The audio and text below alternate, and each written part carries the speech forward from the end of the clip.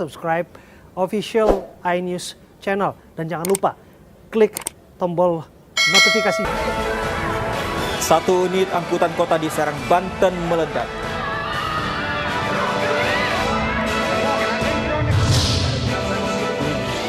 Setelah viral di media sosial, dukun pengganda uang di Bekasi, Jawa Barat ditangkap polisi.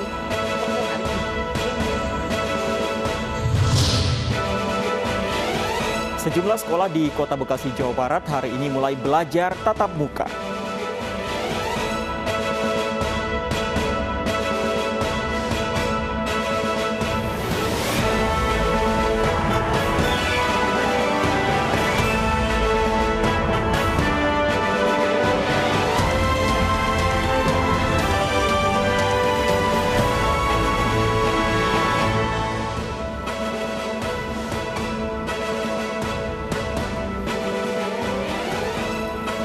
Halo, selamat siang pemirsa, menemani suasana Senin siang Anda, saya Fandi Hasib kembali hadir untuk memperbarui informasi Anda dalam iNews siang hari ini. Selain 3 informasi, tadi kami juga telah menyiapkan beragam informasi menarik lain yang tentunya sayang untuk Anda lewatkan. Dan informasi pertama dari rekan saya, Syafati Suryo. Syafa, ada informasi apa lagi untuk siang hari ini? Ya, terima kasih Fandi dan pemirsa. Hari ini kami memiliki informasi terkait Ikatan Dokter Indonesia yang setuju sekolah tatap muka digelar bulan Juli mendatang. Apa pertimbangannya? Kami akan bahas nanti. Dan pemirsa, inilah iNews siang selengkapnya.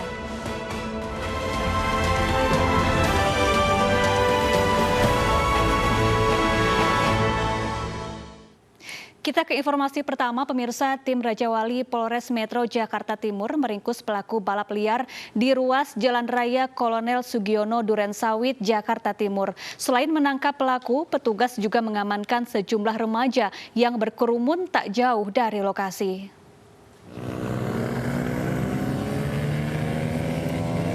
Tim Rajawali Polres Metro Jakarta Timur terlibat kejar-kejaran dengan pelaku balap liar di ruas Jalan Raya Kolonel Sugiono, Durensawit, Jakarta Timur. Meski berusaha kabur, pelaku akhirnya bisa dibekuk. Polisi mengamankan 1 unit motor yang telah dimodifikasi serta 3 orang pelaku. Kami tim Rajawali melaksanakan giat rutin patroli. Pada saat kita melintas di Jalan Kolonel Sugiono, kami mendapati sekumpulan pemuda yang sedang melakukan balapan liar. Pada saat kita hampiri, mereka langsung melarikan diri. Namun berhasil kita amankan.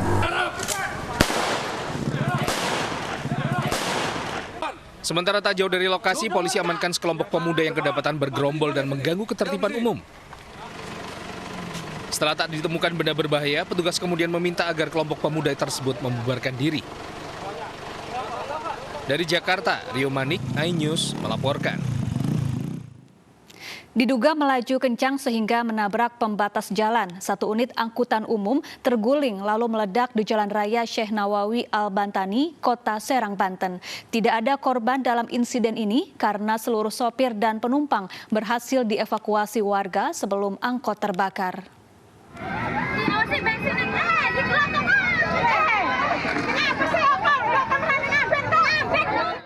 Inilah proses evakuasi penumpang angkutan kota yang terguling di Jalan Raya Syekh Nawawi Al-Bantani, Kota Serang, Banten.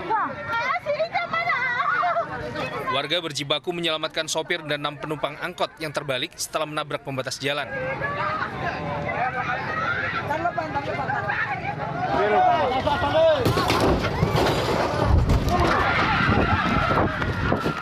Beruntung warga beraksi cepat karena sekejap kemudian angkot terbakar dan sempat menimbulkan ledakan. Hal ini membuat warga yang ada di sekitar lokasi panik.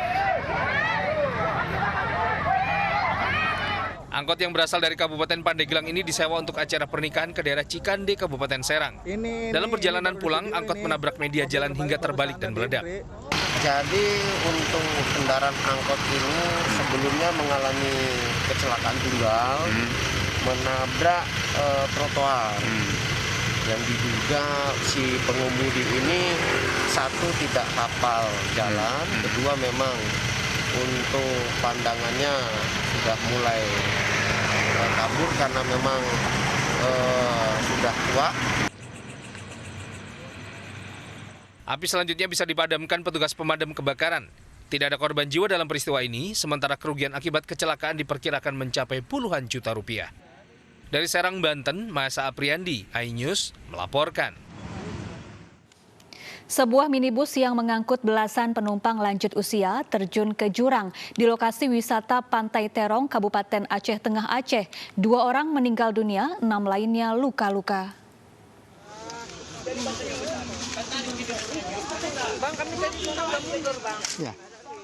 Kecelakaan tunggal Minggu siang terjadi di Jalan Kampung Bahgie, Kecamatan Bebesen, Kabupaten Aceh Tengah Aceh. Minibus yang mengangkut lansia rombongan senam ini terjun ke jurang sedalam 100 meter. 2 penumpang meninggal, sementara 6 lainnya terluka. Oleh warga sekitar, korban dievakuasi ke Rumah Sakit Umum Daerah Datu Beru, Takengon, Aceh Tengah. Pilot ada 6 orang, terindikasi 6 orang, salah satunya yang anak-anak umurnya 8 tahun. Kemudian yang kita pulangkan ada 5 orang karena tidak ada indikasi untuk dirawat. Kondisinya sudah membaik, jadi dipulangkan. Korban yang masih dirawat kini berjumlah 6 orang, 1 diantaranya seorang bocah 8 tahun. Untuk mengetahui penyebab kecelakaan, Satlantas Polres Aceh Tengah masih melakukan penyelidikan. Dari Kabupaten Aceh Tengah, Yusradi, iNews melaporkan. Aksi pelemparan bom Molotov oleh pria tak dikenal ke salah satu minimarket di kawasan Paloh Lada, Aceh Utara terekam CCTV. Tidak ada korban jiwa, namun sejumlah barang rusak dan diperkirakan kerugian mencapai jutaan rupiah. Terjadi aksi pelemparan bom Molotov ke salah satu minimarket di kawasan Simpang ASEAN, Kabupaten Aceh Utara yang terekam CCTV pada Sabtu malam. Saat kejadian, minimarket dalam kondisi tertutup karena sedang waktu istirahat sholat maghrib. Tidak ada korban jiwa, namun sejumlah barang dagangan rusak dan kerugian diperkirakan mencapai jutaan rupiah. Pagi ini, aktivitas di minimarket berangsur normal. Sejumlah pekerja sudah menyusun barang dagangan yang sempat berserakan pasca kejadian. Kini pihak kepolisian tengah melakukan penyelidikan terkait aksi pelemparan bom Molotov tersebut.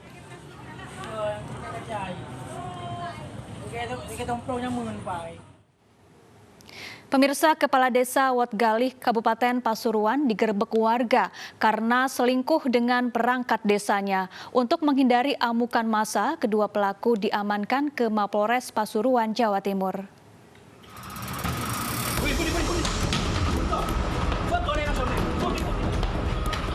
Inilah video amatir sejumlah orang menggerebek rumah seorang warga di Desa Dandang Gendis, Kecamatan Nguling, Kabupaten Pasuruan, Jawa Timur. Diduga rumah ini digunakan Kepala Desa Wotgalih yang seorang perempuan untuk melakukan tindak asusila bersama pria selingkuhannya. Saat digerebek, Kepala Desa terpergok bersama kekasih gelapnya yang merupakan perangkat desa.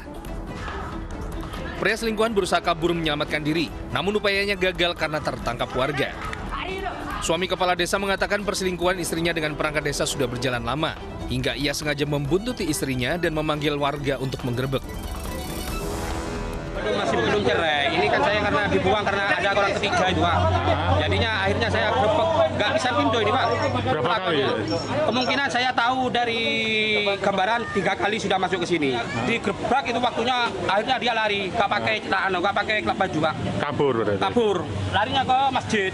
Di masjid dimasa sama orang-orang banyak, Pak. Info ada dugaan perzinahan atau perselingkuhan di daerah Dandang Gendis yang diduga dilakukan oleh Kepala Desa Wotgalih dengan perangkat desanya.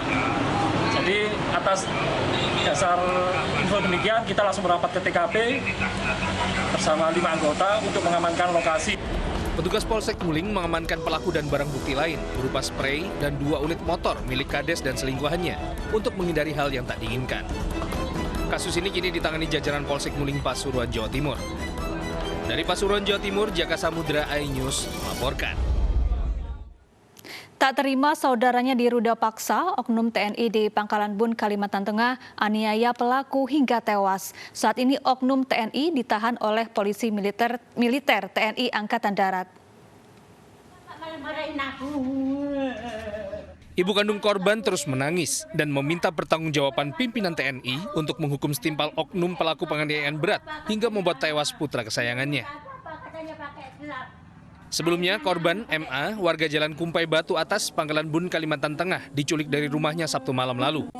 Ia diculik 4 orang oknum TNI dari markas Kipan B, Yonif Rider 631 ATG Pangkalan Bun. Diduga korban dianiaya dan nyawanya tak tertolong saat akan dibawa menuju Rumah Sakit Sultan Imanuddin Pangkalan Bun.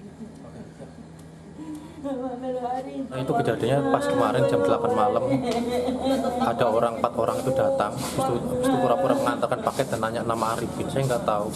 Pas saya buka, pas dia begitu tahu kalau itu ada Arifin, aku tahu ada apa Pak, ada masalah apa. Habis itu dia bentak-bentak, suruh keluar Arifin, kalau nggak saya ledakan rumah ini.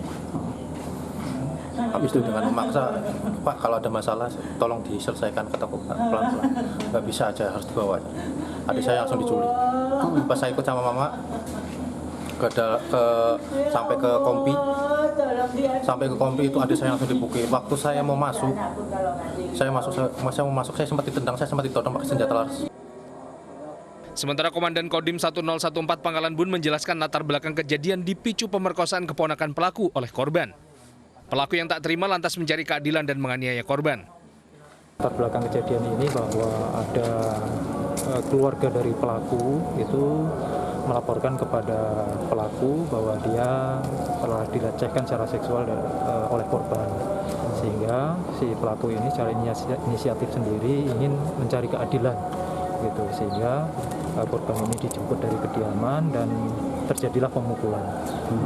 Ini sudah diproses oleh polisi militer dan dari pihak polisi militer akan segera melengkapi persyaratan-persyaratan untuk menjatuhkan hukuman terhadap oknum ini. Berapa jumlah oknum ini? Sementara? Ya, untuk sementara ini 1 orang oknum ini, dan sekarang sedang didalami untuk hukuman yang akan diberikan. Saat ini Kopda AE ditahan di markas Kipan B Yonif Rider 631 ATG Pangkalan Bun untuk menjalani pemeriksaan oleh polisi militer. Dari Pangkalan Bun, Kalimantan Tengah, Sigit Zakwan Pamungkas, iNews melaporkan. Sempat ditutup karena pesawat Trigana tergelincir pada Sabtu lalu. Bandara Halim Perdana Kusuma kembali dibuka pada hari ini. Sejumlah petugas kembali melayani para penumpang yang akan melakukan perjalanan ke berbagai destinasi dengan 3 pesawat komersil yang ada. Hari ini Bandara Halim Perdana Kusuma Jakarta Timur kembali dibuka. Aktivitas para penumpang dan petugas berangsur normal. Sebelumnya, sekitar 49 penerbangan sempat dialihkan ke Bandara Soekarno-Hatta setelah Bandara Halim sempat ditutup sementara. Pada Sabtu dan Minggu lalu, Bandara Halim ditutup karena ada pesawat kargo Trigana yang tergelincir dan badan pesawat menghalangi runway. Akhirnya badan pesawat Trigana ini bisa dievakuasi ke hanggar pada Minggu sore.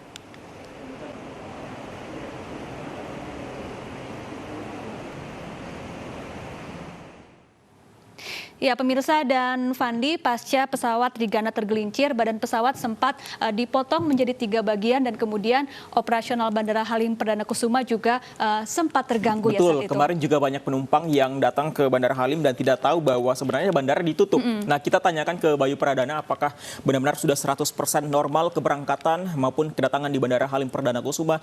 Bayu, apakah artinya di sana sudah 100% normal karena bandara sudah kembali dibuka, dan apakah badan pesawat juga sudah rampung dievakuasi, Bayu? Ya, betul sekali Fandi dan juga Syafa. Di pada hari ini adalah hari pertama Bandara Halim Perdana Kusuma ini dibuka kembali untuk melayani para penumpang untuk melakukan perjalanannya ke berbagai destinasi dengan pesawat komersil maupun juga untuk pelayanan pesawat kargo dan lain halnya. Sementara itu juga untuk pesawat Trigana ini juga sudah dievakuasi, meskipun juga kemarin sempat harus dibagi beberapa bagian untuk mempermudah proses evakuasi. Namun sampai saat ini pun proses investigasi untuk mencari tahu seperti apa sebenarnya penyebab dari tergelincirnya pesawat ini masih dilakukan oleh tim dari KNKT. Dan tadi kami sempat berbincang juga dengan Eksekutif Jenderal dari Bandara Halim Perdana Kusuma, ada Maserma TNI Nandang Soekarna, yang tadi sudah menjelaskan kepada kami seperti apa kondisi dari Bandara Halim Perdana Kusuma saat ini. Untuk mengetahuinya, ini dia penjelasannya. Semua yang sudah terjadi kemarin, insiden Trigana Air dengan Papa Kilo Yankee Sierra Foxtrot sudah berhasil dievakuasi sepenuhnya ke tempat yang aman, dan berdasarkan kegiatan berikutnya bandara dan landasan pacu siap dioperasionalkan untuk take off dan landing dalam kondisi normal.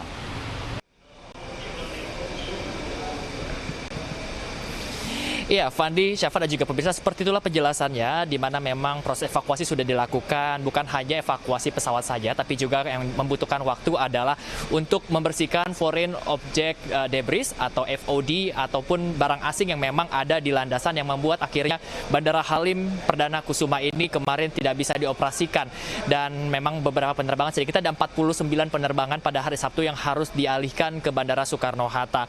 Dan juga dari perbincangan kami juga menjelaskan bahwa memang ada banyak FOD atau foreign object debris yang memang harus dibersihkan, di antaranya selain bagian-bagian dari pesawat yang memang sempat tergerus seperti itu, juga ada beberapa tanah, lalu juga beberapa bagian dari landasan yang memang harus dibersihkan.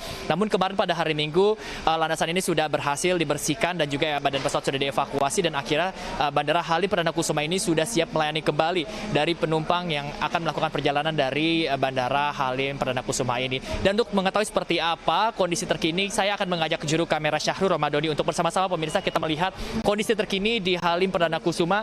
Pemirsa, yang Anda lihat adalah kondisi terkini di pintu masuk, di mana kita bisa melihat sejumlah penumpang ini sudah kembali mengantri untuk melakukan perjalanan dari Bandara Halim Perdana Kusuma ini. Bukan hanya penumpang, juga sejak pagi tadi sejumlah petugas ini sudah kembali bersiaga untuk melayani para penumpang untuk melakukan perjalanan, di mana selain ada petugas yang memeriksa tiket di pintu masuk, juga tadi ada petugas yang sudah bersiaga untuk memeriksa kesehatan para penumpang dengan cara memvalidasi surat dari hasil swab mereka sebelum melakukan perjalanan. Sementara itu juga dari schedule board atau papan schedule atau papan jadwal keberangkatan pesawat, juga kami sudah melihat sejumlah pesawat komersil ini juga sudah bersiap nantinya untuk mengantarkan para penumpang nantinya untuk berpergian berbagai destinasi dari Bandara Halim Perdana Kusuma ini. Tentunya kita harapkan kejadian serupa ini tidak terjadi lagi dan semuanya bisa berjalan segera normal kembali. Fandi dan Syafa. Ya, terima kasih Bayu Pradana melaporkan langsung dari Bandara Halim Perdana Kusuma, Jakarta. Pemirsa, usai menjalani visum, 3 jenazah korban insiden tenggelamnya kapal nelayan di Teluk Jakarta dibawa pihak keluarga. Ketiga jenazah langsung dibawa pulang untuk dimakamkan di kampung halaman mereka masing-masing. Salah satu jenazah yang divisum adalah Gunawan, 35 tahun, warga Cibinong, Bogor, Jawa Barat. Setelah menyelesaikan proses administrasi, jenazah korban langsung dibawa pihak keluarga ke Cibinong untuk dimakamkan. 2 jenazah lainnya telah dibawa pihak keluarga pada pukul 5 waktu Indonesia Barat Senin pagi tadi. 3 jenazah merupakan korban tenggelamnya kapal nelayan di perairan Teluk Jakarta, Pondok Duyung, Jakarta Utara pada Minggu siang kemarin.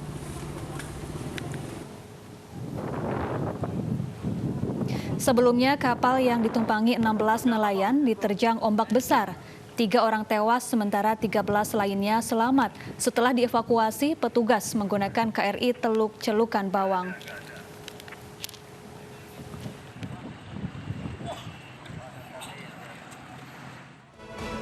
Usai rayakan ulang tahun, 2 bocah tenggelam di Sungai Satu ditemukan tewas. Informasinya usai jeda, tetaplah bersama kami.